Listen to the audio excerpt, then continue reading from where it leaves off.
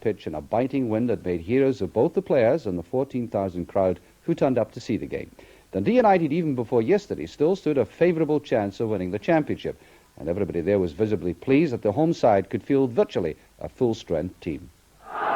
Well, Dundee United slipped up very badly last week against Hibs when they were 3-1 in the lead at half-time, and they were pulled back, and therefore they dropped a point. But there are changes in the personnel today.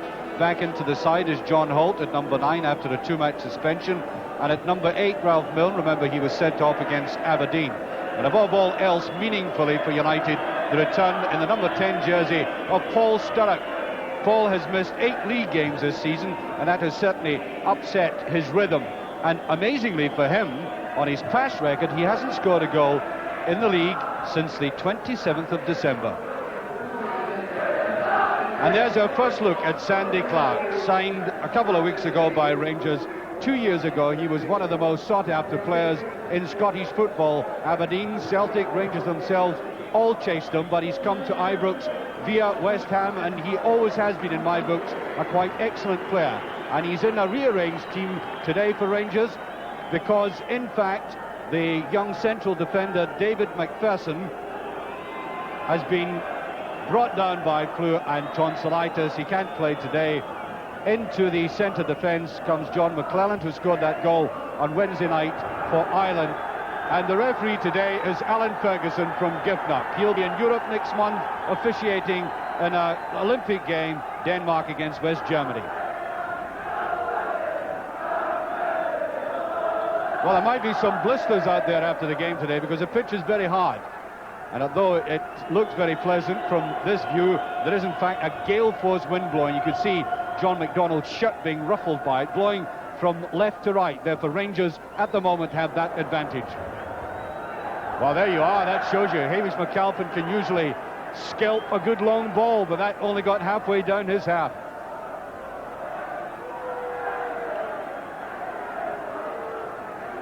Bet. Eamon Bannon came back to defend, and it's going to be very awkward for either team playing into the teeth of this wind. It really is fierce at the moment. But away goes Malthus.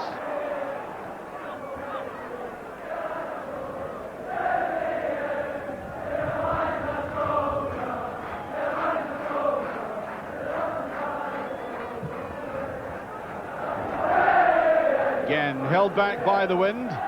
Picked up by Pritz. That's a clever ball. Went one way, then the other. That's McDonald. Well, there's nobody in the middle for Rangers. The nearest to that was Cooper coming in from the left. It's not the biggest crowd I've ever seen here, but still a very good one, particularly with Rangers having no real interest in the championship now.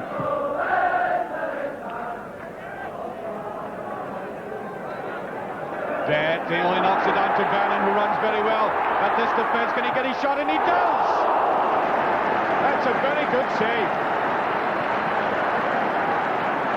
Well, he just bore into the wind, kept his eye on the ball. That's good control, lashed out, and again, good goalkeeping, narrowing the angle and getting the arms up quickly.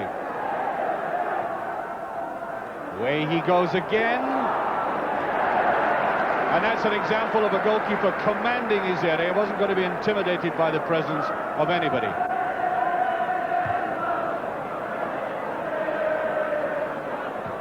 Dawson goes right through the middle. Paul Hegarty's there.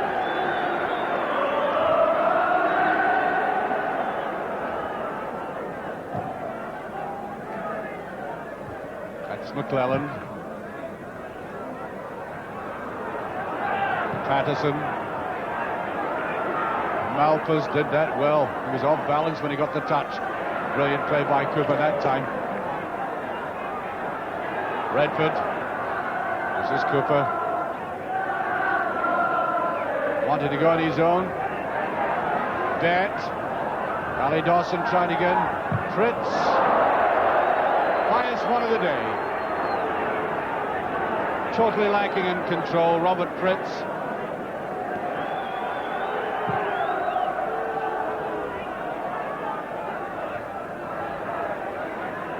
McDonald. Cooper. Clark. Cooper. Clark, beautiful ball inside. Neat piece of combination work there by Rangers. Cooper and Clark.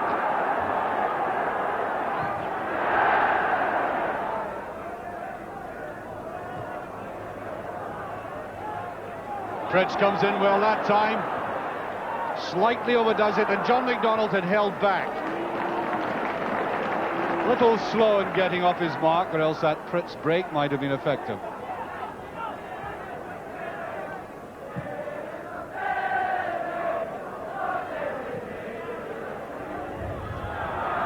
Push on Dobbs. Back goes Redford. 25 minutes of the first half gone, and there's still no scoring.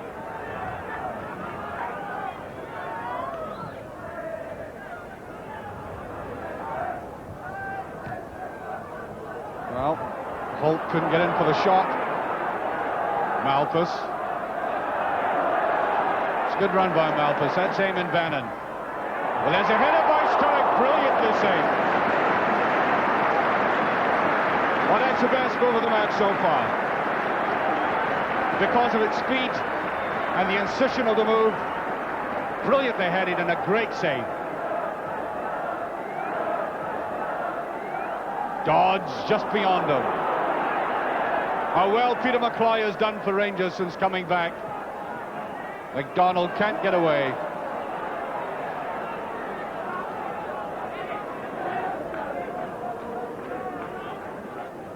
Richard's father, his parents in fact, over to see him for the international.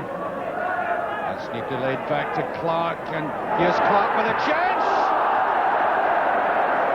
That was a decided chance for Clark.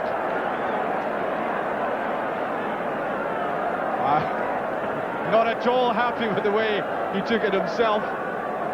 Just a bit too anxious. Clear-cut opportunity. He couldn't put it away.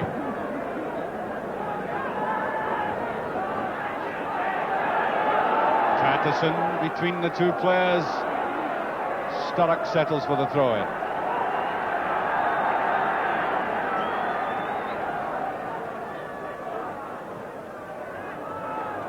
Holt will try the cross. Bannon. Kinnan kept his eye very closely on the ball.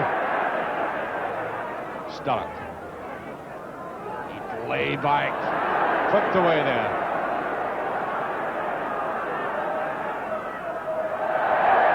Oh, McKinnon slightly unfortunate. He took the player on all right, but he slipped at the same time. Sturrock is there, and that's off the post.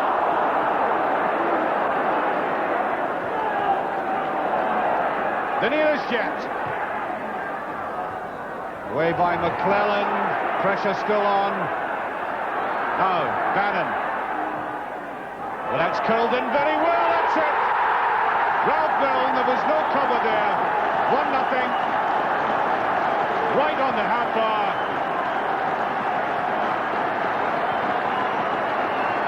And United had got so many players forward to take that up. And as it came across, you can see that Milne was totally uncovered. And all he needed to do was just side-foot it away. So even though McCloy's had a very good game so far, absolutely no chance with that. And that is against a very strong wind. And that could be very ominous for Rangers.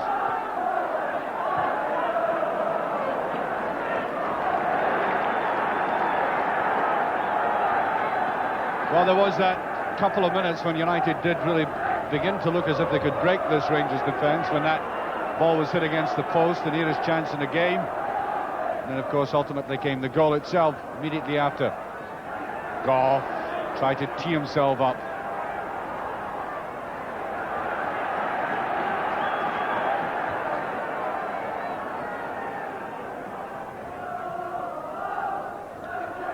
Holt. Goff. Ooh, that dipped. Well, that in a kind of reverse way was wind assisted, because it looked initially as if it were going way off target, but the wind seemed to hold it back and bring it back in, and it shaved, almost shaved the post. Too much for Holt again. Passes have got to be finely judged. In these conditions, they're slightest mistake and it shoots away. That's a good ball to Sturrock. He likes him like that on the left. Can turn so well, look at that. There's the chip. There's Bannon. Milne. Oh, almost put back in. Milne again in it. Well, that almost took the paint off the crossbar. Well, that was good play by United, stemming from Paul Sturrock on the left, this elusive quality that he has, and the fine judgment. And I think the conditions made it a kind of laborious ending. They couldn't get any composure there, and eventually Milne turning on it, lashing it in. Dodds, no offside. Good play by McClellan, keeping his cool. And he must be feeling very pleased this week, having scored for the first time for his country. There's a bit of a push, free kick, 2 Rangers. So there is only a minute to have time. Might be Rangers' last chance to draw on level terms before the interval. McKinnon will let fly. Oh, it's brilliantly saved. Brilliant shot there, and the save by Hamish McAlpin, absolutely superb. But I'll tell you what, I don't think Hamish saved a corner kick. I think it had gone over. There's Dodds. And back by McClellan, who made that original mistake of just heading it down into Sturrock's path. And the half-time whistle goes, and you can see the pace of the ball going down towards the goal there, indicating yet again the strong wind that Rangers were playing with. But in all those 45 minutes, Rangers really had only one clear shot at goal. That chance missed by Sandy Clark, still to score for Rangers. I think he got slightly overexcited by that prospect of the opening goal. And United came back very strongly after that, hitting the post, and it looked as if the ball would go in. But eventually, Ralph Milne breaking the deadlock, very calmly side-footing the opening goal of the game, and now United have the luxury of a gale at the backs in the second half. And Kenny Lyle on as a substitute for Rangers, who are 1 goal down and playing into a very stiff wind indeed. Kenny Lyle, a young player, teenager, very interesting player indeed, on for Robert Pritz. And the way things were shaping in that first half, with United looking very impressive towards the end of it, I think the Rangers don't watch out with this wind that United have at their back, they could really do some damage. Wild one by Hegarty. Tries to get it right down towards Clark. Bit of pushing there, Redford. It's a better looking ball. Cooper. Well, that was good control by Cooper. He needed a little bit of support there. I think he wanted eventually to lay it off. There's no offside. Ali Dawson goes forward. There's Clark, and it's just off the line. McDonald, and again, amazing. And away goes Milne. As John Holt, rather, on the far side. And that is Wilds and Eamon Bannon. Now Gough. Eamon Bannon. David Dodds neatly down, and McLeod takes it. Now let's have a look at Rangers and how they missed these 2 great chances. First that one by Sandy Clark. You think he did very wisely to try and chip it. But there was Hegarty. Pushed it away, and then back in it went again, and for the second time in about 15 seconds, back off the line. Thought they would be there all day. Clark. McClelland. Slight push by Gough into David Cooper.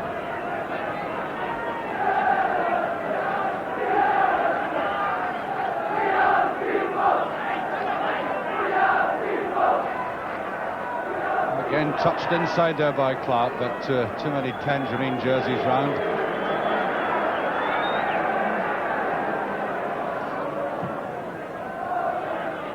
McKinnon, solid header. Again, an untidy, scrappy kind of game in this half. Dodds to Goff.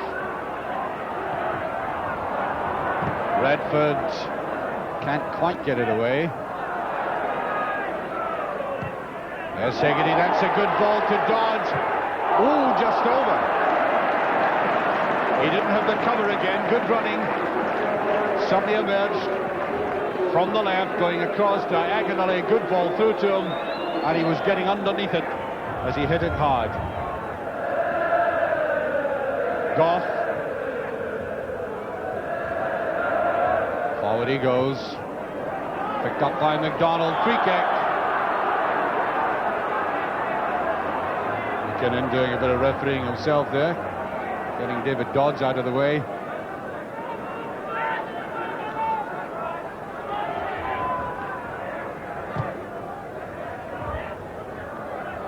Clark lunging forward again. Good clearance by McKinnon. Stark wide to Dodds. Stark asking for the ball back.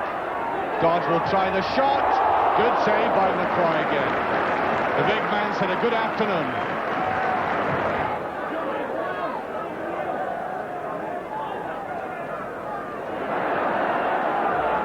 There's Dawson. Not a bad ball to Clark.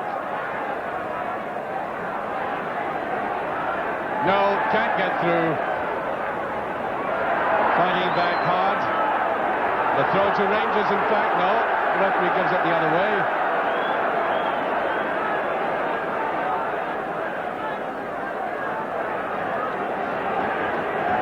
.20 of the second half gone. United in the lead, and really there's been little problems for them in defence in the second half. That should be McLeod's.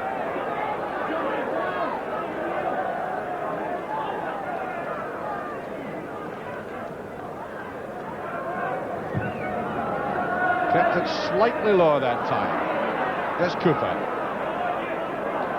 No, it's swept away from Cooper easily. And a word to McKinnon there. I think they crossed each other's tracks.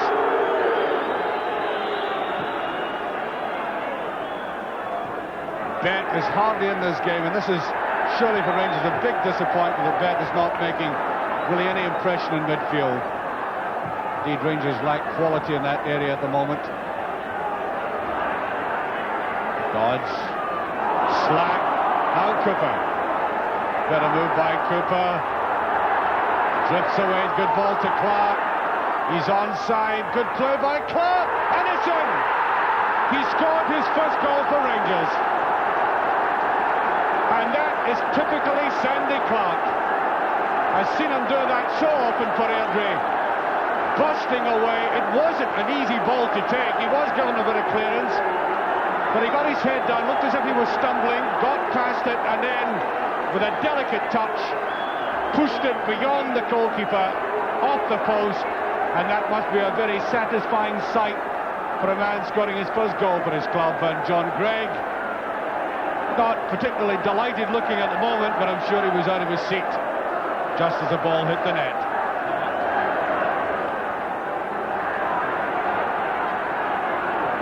McDonald, just a bit too strong as Lyle came forward. There's McKinnon, and that's offside.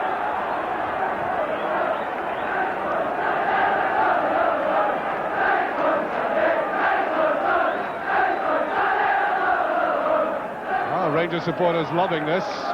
Long periods there, Rangers were doing virtually nothing, and then suddenly a very good goal indeed, well taken. A goal that indicates the experience of the player.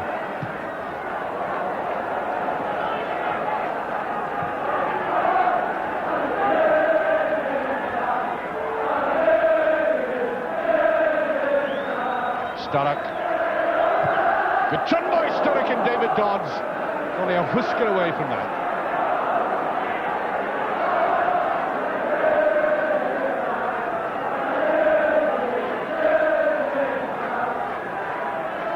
Cooper.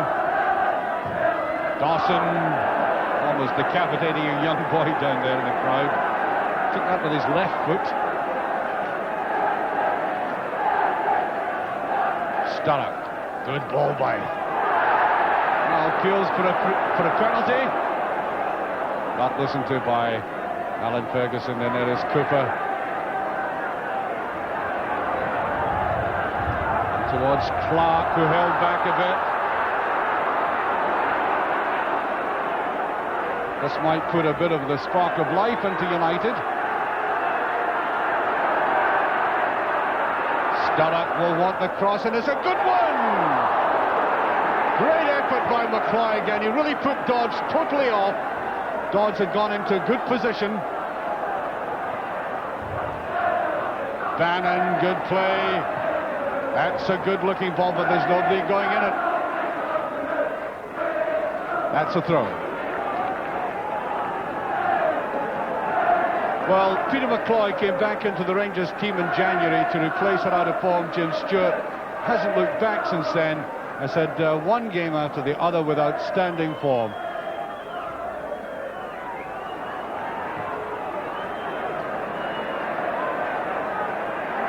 Hegarty all on his own with 20 minutes remaining, and Rangers back in it again. Sturrock is down there. There is Bett. Goff. Oh, Paul Sturrock got into a good position. Almost took the crossbar away.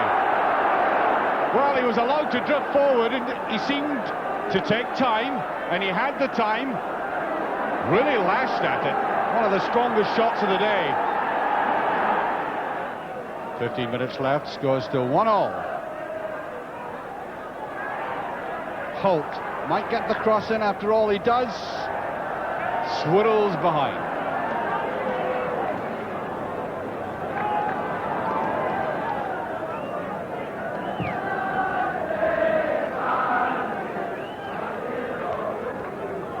Hegarty jumping in the air very well. John McDonald tries to put it round the side, and that's offside.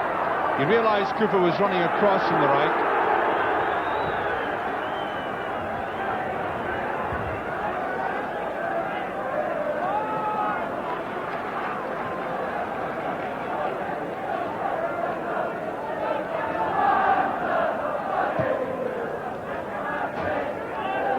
McClellan. Goff. Good running by Milne. Can he get it? He does. Great play by Milne. Patterson, no good, surely. Yes! Sturrock, 2-1. Very bad header by Craig Patterson. And Sturrock picking it off. A time to bring it down and sweep it away. And there's only 14 minutes of the game remaining as United go back in the lead.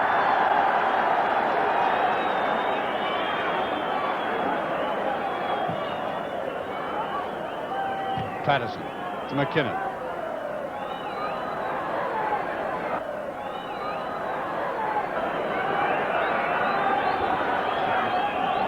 Good ball to Sturrock. Has he got the legs for it? No. Just too fast.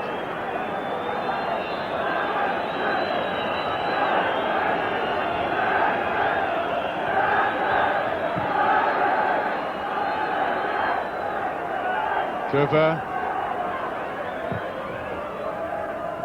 Lyle didn't look to have any particular appetite for that ball. That's Eamon Bannon. Patterson with him. There's the chip. Still in play, and that's a third one by Sturrock. Neatly taken. Practically on the final whistle. A very, very neat goal indeed by United. Bannon doing the groundwork for it. Right across it went. It looked as if it might just be too hard, but well put back there by Stark, and there was Paul Sturrock to clip the second goal, United's third, and the final whistle should go any second, and indeed it does. Loud roars from the United end of the ground, and that is a scoreline that reflects the way United came back after Sandy Clark had equalised, and they came back with a fair amount of dig in the play. They'd been I think, a bit lackadaisical about it all, both sides being bogged down, but then suddenly came that revival and 2 good goals by Sturrock, gives United another very strong place in the bid for the championship. Well, you know, the fact that United did get the 2 winning goals fairly late on in the game doesn't really accurately reflect the superior grip they had throughout the match. Yes, Rangers did miss 1 or 2 chances, but if I say that their veteran goalkeeper Peter McCloy was their outstanding player, it sums up the trend of the match. Jim McLean constantly reminds people that he feels his side are still missing some quality in the midfield play, and yet yesterday, for long periods, they dominated in that area, largely because that's where Rangers are sadly missing out. Too many of them yesterday did disappearing acts. United never gave up trying, while some Rangers players clearly did, and they suffered accordingly. Well, one man who certainly paid his way yesterday was Paul Sturrock, who with the rest of the United team must now be girding his loins for the game against Celtic at Parkhead on Wednesday night. Afterwards, I talked to Paul and wondered, firstly, what he had thought about that notorious wind. Well, the ball holds up, you know, and you can't attempt to play balls into corners and allow people to run into them. I think we adapted better to that style of play. Well, the club disappointed last week at having dropped a point, and the way they dropped the point, having been in the lead and then given, you know, Hibs the opportunity to come back. I think the problem was last week overconfidence. You know, they came in at half-time 3-1 up, you know, and Hibs come out and battled in the second half and knocked us out of stride. It was very difficult to get yourself nice and composed for shooting chances today because the ball was difficult to control. So that means that that first round Milne goal was very well taken. Well, Layman Bannon went down the right and crossed it into the middle. And I didn't see Ralph, but he took it very well, side foot into the corner. The ball had gone past you by that stage, yes. Now, Rangers came back at you in the second half, and there was a bit of a debate with some people thinking that that might have been an own goal that Rangers got, but in fact I think it was Sandy Clark-Clinley. Well, David Dodds is adamant he never touched it. Yeah. Well, there were 1 or 2 people thought he might have just got a touch. Yeah, I think Sandy just toe-poked it, just got the last touch, just as Dodds come in to tackle him. Sort of typical Sandy Clark goal. I mean, I've seen him score goals like that before. Yeah, he was very brave and strong, and he just chucked his body in there at the right time. Now, you must be delighted you're back to scoring form, because you haven't scored in the league since December. Did you think that was all going to elude you again? Well, it makes a change, actually, you know. Earlier in the game, I had hit a ball really well, it hit the bar, and then my first goal I sclaffed, really. I didn't take it as the way I was hoping to take Marky, it was nodded down towards you. It was a bad mistake that was made. Well, on the conditions today, mistakes were going to win the game for whoever got them. And the third goal, and your second goal, I got the impression that maybe the Rangers defence thought the ball was going over the line, the long cross. The way the wind was blustering about today, it looked as if it was going out, but it just kind of deadened down. What the start got to the byline and cut it back. Now, you're looking forward, obviously, to the game on Wednesday. I think the whole club are looking forward to it. I think it's a very important game, probably the most important game of the season for us now, and we've just got to go there and give our lot. Well, that could be a marvellous game on Wednesday.